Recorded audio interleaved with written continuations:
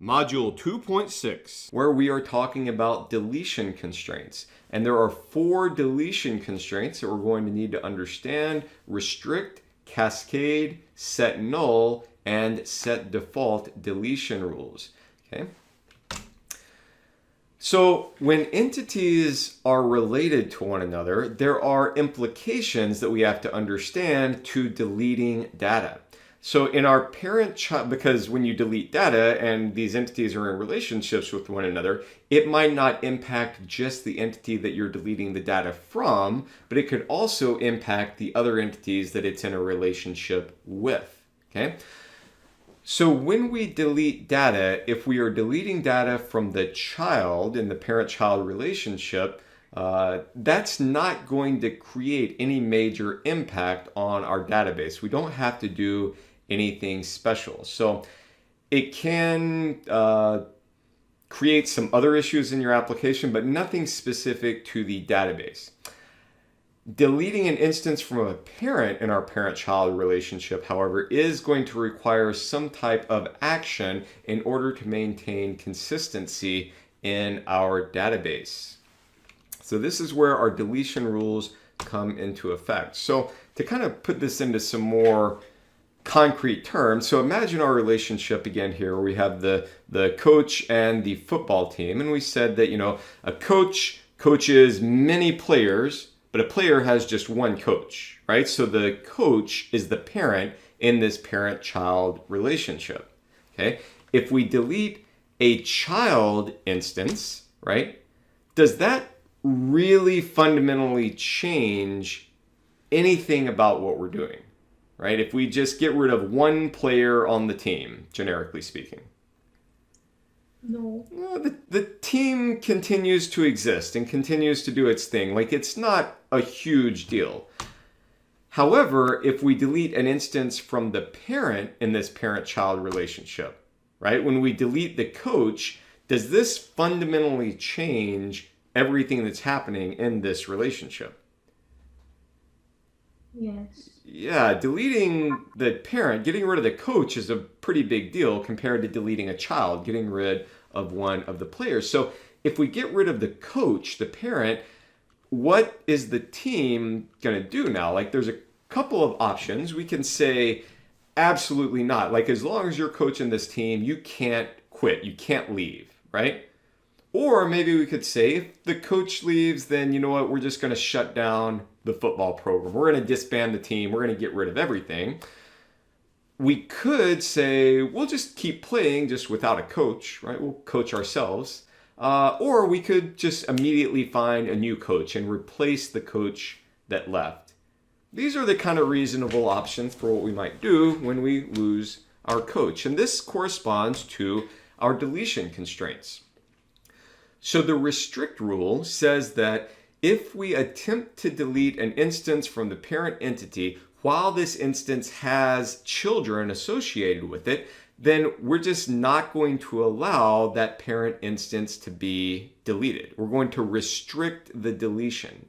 And by default, the restrict rule is typically what is used if we don't specify some other deletion constraint. And the restrict rule is going to be the one rule that is applied to the parent in the parent-child relationship. Our other 3 deletion constraints are going to be applied to the child in the parent-child relationship. The Cascade Rule says that if we delete an instance from the parent entity while that instance has children, we're going to cascade the deletion from the parent to the child. So all children of that parent instance are also going to be deleted. The deletion cascades down, okay? And that rule is applied to the child in the parent-child relationship. The Set Null Rule says if an instance is deleted from the parent entity while that instance has children, all of those child instances are just going to have a parent of null. They're going to have no parent now, okay? And the set default rule says if we delete an instance from the parent entity while that instance has children, all the children from that parent that was just deleted are going to just immediately and automatically be reassigned to some new parent. And we're going to assign that default parent when we create the table in the database. So if you delete the parent, just the very next cycle, the very next thing the database does is reassign all of those child instances to some new parent. That's the set default rule. Okay. So going back to our football team example here, the restrict rule is basically saying, hey, when you try to delete the parent instance, the database is going to give an error. It's going to say, no, not allowed. You cannot delete this instance as long as it has children. The database just is not going to execute that delete command. And we'll see examples of that when we start getting into writing our SQL code. It works very well. The cascade is going to say, when we delete the parent, we're going to delete all the children as well, right? Football team goes away. All of those instances are deleted. And that happens very, very fast. And also keep in mind that if we have multiple relationships, right? You have a parent here that has these children. Well, these children might have children of their own in another relationship. So when you delete this parent, it cascades that deletion and deletes these instances. And then any instances that they're the parent for, that deletion could cascade down to them. So that deleting one instance might cascade into having many instances deleted. And that can be problematic. That's sometimes known as a resume generating event. If you inadvertently delete an instance that cascades down and deletes a lot of other stuff in the database, that's dangerous. Set null is just going to say when we delete this parent, now all of these child instances are not going to have a parent in the parent entity. And that can sometimes be okay, but also can lead to some data integrity issues. So you have to be very careful about using the set null rule. And the set default is going to say when we delete this parent, just the very next thing that happens is we have a new kind of default instance assigned as that parent, right? So if we lost Coach Horgelson, maybe our president of the university, Coach Couture, could take over the football team. I think she would be an excellent football coach. She's an excellent leader for the university. So, sure, she could take our team on to greatness. So those are our 4 deletion rules. Let's look at a couple of examples and a couple of problems that can arise with these deletion constraints, because we can have conflicts between our participation and our deletion constraints. So in this case, we have a faculty member are dissertation chairs for students, right? And our participation and cardinality here say that a faculty member must be the dissertation chair for at least one student and can be the dissertation chair for many students. And a student has to have at least one faculty member as his dissertation chair and at most one faculty member as his dissertation chair. That's how I'm reading this ERD. And our deletion constraint here, we have an R up next to our faculty member because the faculty member is the parent in this relationship, right? Faculty member can have many students as that he chairs their dissertation, but a student has only one faculty member as their dissertation chair, right? So the faculty member is the parent. The restrict rule goes with the parent in the parent-child relationship. And so we're saying as long as a faculty member is a dissertation chair for a student, we cannot delete their record out of the database. We can't delete their instance out of the database. But this is a little bit problematic. Why is this problematic?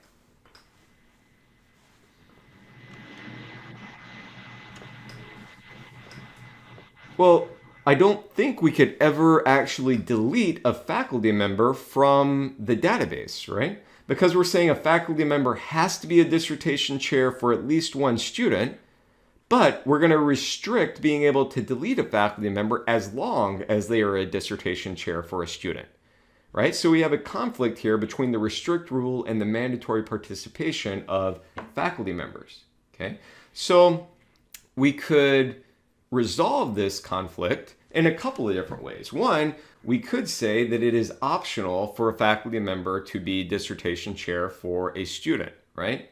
And in this case, if a faculty member was getting ready to leave, all we need to do is reassign this student to have a different dissertation chair. And then once the faculty member has no more students that they are the dissertation chair for, then we can delete their record and everything is happy. We could do something different though. Instead of having the restrict rule, maybe we say, you know what, faculty members do have to chair at least one student's dissertation if they're going to be considered a faculty member. And the way we're going to resolve this is to cascade the deletion and say, okay, well, when we delete that faculty member's record, then we're going to delete the records of all of the students that they are the dissertation chair for. Which seems very harsh. I don't know if this is a good idea to say if a faculty member leaves, we're going to delete, we're going to kick out all of the students that they are a dissertation chair for. This is probably not a great solution, but it does resolve the conflict. And in fact, this happens sometimes. I've known several situations where like PhD students, that if their faculty member goes to another university, the student will follow them, right? The faculty member carries students with them. So this is not completely unreasonable, but maybe not the most flexible or best thing to do. Another way we could resolve this is not shown on this screen, but we could use the set default rule, right? So if we delete a faculty member, then that student for just a moment would not have a faculty advisor, but then they would get a default faculty advisor, like maybe the department head is going to be the default. We couldn't really use the set null rule though, because we have this participation constraint where we say a student has to have at least one faculty member as their dissertation chair. So the set null wouldn't really make sense in this case. Right? But the point is, when we have these deletion constraints, often we're going to find there will be multiple ways that we could resolve a conflict between participation and deletion, but they're all going to have different implications for the business and kind of what happens in the real world. So this is another thing that we would need to go back and discuss with our users or our business person or our manager or whoever it is who wants this database. We want to say, well, hey, what do you want to do in this situation where a faculty member leaves? Do we want to also kick out all their students? Or do we want to make it so that a faculty member doesn't have to have a student all the time? What's the most reasonable solution? No one right answer, just depends on the business rules and the business case. So is it difficult to change those rules after the fact? And can you tell us what would be a case where the Cascade Rule would be good? Because I can't imagine one off the top of my head. Where the Cascade Rule would be good, and actually it turns out on this next slide, I did have our other default and set null. So yay, my content was actually there, not just lost into the ether. So when would the Cascade Rule be good? So if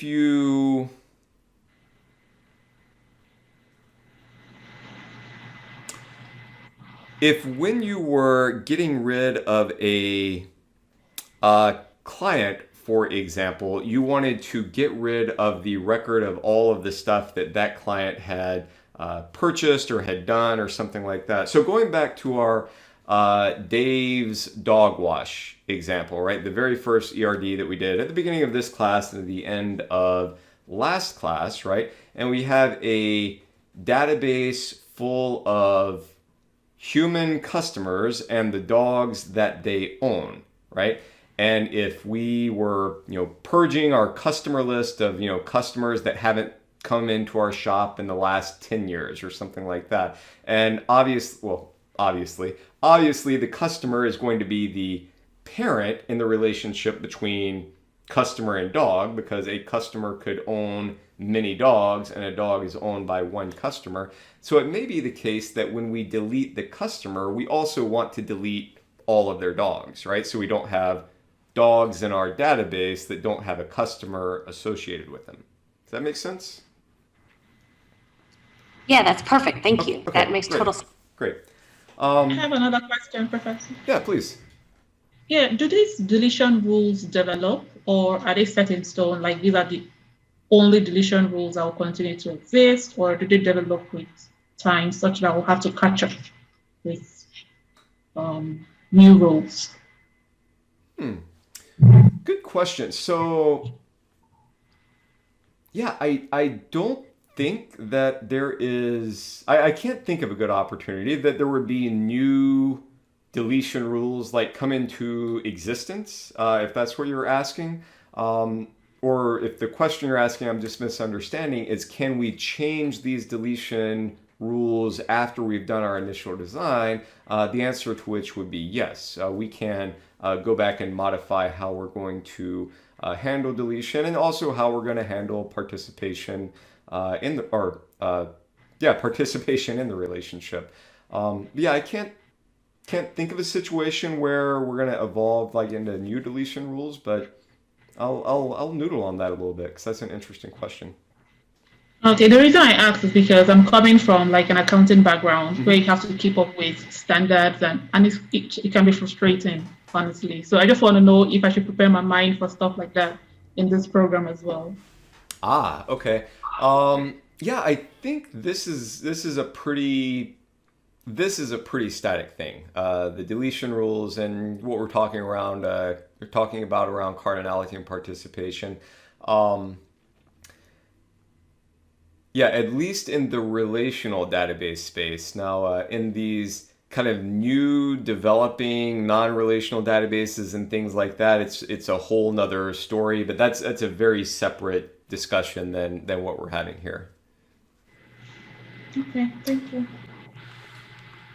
So as we've gone through this, kind of the point I wanted to make here is that there are multiple different ways that we can resolve these conflicts, and they all have kind of different implications from the business perspective. And then also pointing out that our restrict rule is in our diagram up here with the parent in our parent-child relationship, while Cascade, Set Null, and Set Default are with the child in the parent-child relationship. So just something to notice as we're doing our ER modeling. And one, additional nuance to the model that we talked about earlier. So if we wanted to say that, plants undertake one-to-many projects, and a project is undertaken by a minimum of one and a maximum of one plants, this idea that we're going to set, if we were to delete a plant, that we would just assign this project to not have a plant, this doesn't work because we have a conflict between project having mandatory participation and this set null rule, right? So we could resolve this in a couple of different ways, just like we did with our previous example, by either giving project optional participation in the relationship, or using the set default rule instead of the set null rule, or by cascading the deletion of a plant down to all of the projects, right? And any one of these solutions might make sense or might not make sense depending on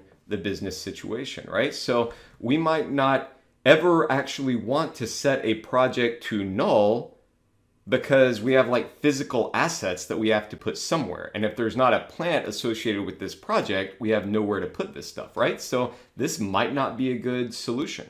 And set default might not be a good solution because we may have specialized plants for different projects, and we don't want to, set a project that deals with, molten steel or whatever to a plant that's not equipped to handle that, right? That would be kind of a silly thing to do, right? Or if we shut down a plant, maybe it makes sense to say we're going to shut down all the projects associated with that plant, and the Cascade Rule would make sense. Or maybe that doesn't make sense. Maybe we don't want to throw away all of our projects just because we're shutting down a plant, right? So just like in our previous example, a couple of different ways that we could resolve this, and they have pros and cons, no right answer. It just depends on what makes sense from a business perspective.